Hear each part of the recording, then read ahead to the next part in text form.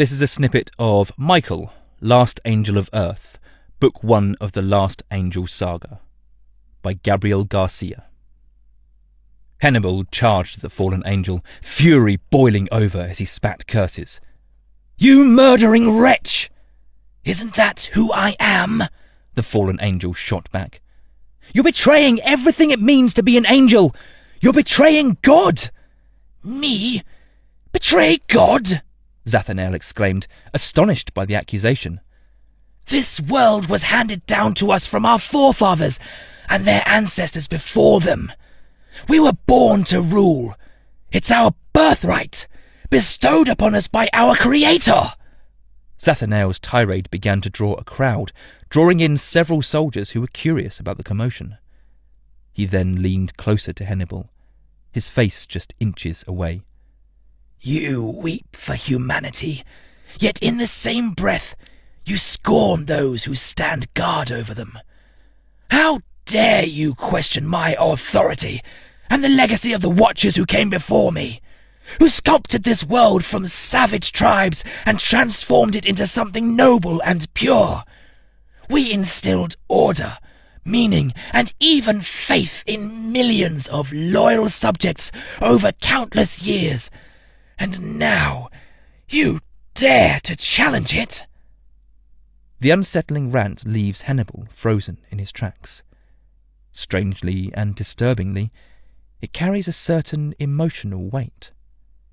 He then grabs Hannibal's neck and pins him to the ground. "And yet, we are compelled to endure and heed your whims, all thanks to you, a half-breed bastard. I am the bloodline, I am the Lord's right hand, and you will never dictate to me how I should embody my role as an angel," Zathanael concluded fiercely. Taking a deep breath, Zathanael collects his thoughts and steps back from the captured prisoner. He orders 2 soldiers to have the Elf King's hands and feet chopped off and then be crucified in the Vatican along with the rest of his elves.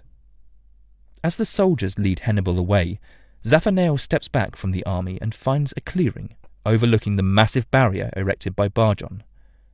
He exhales deeply, as if a tremendous burden has been lifted from his shoulders. Zarakoth joins him in this quiet moment, sharing the silence. "My men will keep searching for what you desire, but soon we must head back to England to report to Lucifer," he said. Zathanael, however, was not listening. He was lost in distant memory, deep in thought. "Did you know, as a child, I secretly devoured all of my lord's delicious golden apples?